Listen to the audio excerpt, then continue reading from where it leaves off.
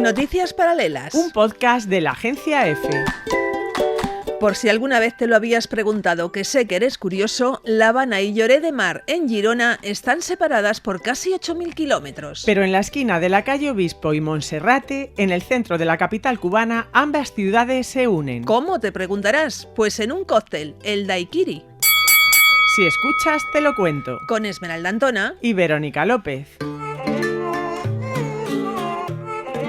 La bebida alcohólica granizada con zumo de limón, marrasquino, que es licor de cerezas, y ron blanco, fue una obra del catalán Constantí Ribalaigua, dueño del icónico bar El Floridita de La Habana a principios del siglo pasado. A quien el periodista y escritor catalán Ramon Vilaró ha dedicado un documental. Se titula Constante y el Floridita de Hemingway. Mi interés por Constante lo descubrí en mi primer viaje a Cuba, que no iba de coctelería, iba de tabaco, cuando vine a ambientar mi novela Tabaco, El imperio de los marqueses de Comillas.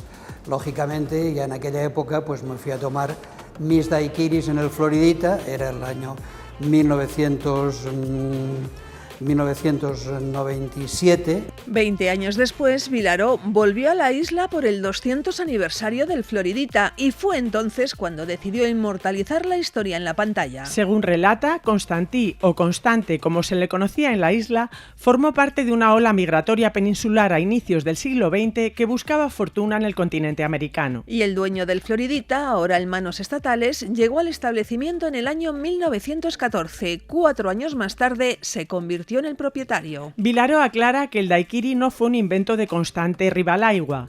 Le dio la vuelta a la clásica bebida al hacerla con hielo granizado con batidora, un electrodoméstico recientemente importado en la isla. Esta genialidad del catalán enamoró el paladar del Nobel de Literatura Ernest Hemingway, un convencido de que para conocer bien una ciudad había que calentar el codo en la barra de sus bares. Constante Ribalaigua es el gran maestro coctelero, es quien pasa la historia como coctelero, pero sin haber tenido un cliente tan emblemático como Ernest Hemingway, que le dio al codo ahí durante 20 y tantos años tomándose sus daiquiris, y luego dicen que se llevaba un garrafón recubierto con corcho para la vigía, que le llamaba el daiquiri del camino, ¿no? Y bueno, pues esto es lo que le da fama. La sombra de Hemingway es larga en Cuba. Dicen que en un bar hay un cartel que dice «Aquí nunca estuvo Hemingway». Debió ser el único, pero el escritor amó tanto el daiquiri de Constante que lo incluyó en su novela póstuma Islas en el Golfo. En sus páginas lo describió como ir esquiando barranco abajo en un glaciar cubierto de nieve en polvo, que debe ser la bomba para un esquiador, aunque no sé si Hemingway lo era, o es que se había tomado ya más de un cóctel cuando lo escribió. Pero no iba desencaminado. De hecho, el Floridita fue calificado en los años 50 del siglo XX como uno de los bares más conocidos del mundo, y Hemingway tuvo que ver con ello. De eso va el documental. El documental describe básicamente aquella historia cubana desde el origen de los años 20 hasta nuestros días. Es decir, el Floridita se ha convertido en un lugar muy emblemático.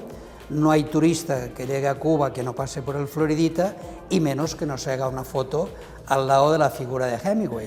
Estrenado en 2020, Constante y el Floridita de Hemingway ha participado ya en 12 festivales de cine en el mundo y ha ganado premios en Alemania y en Singapur. Faltaba su estreno en Cuba y también ha tenido lugar ya, en la sede de la Embajada Española. Y no te lo hemos dicho aún, pero cuenta con la participación del actor Jorge Perugorría.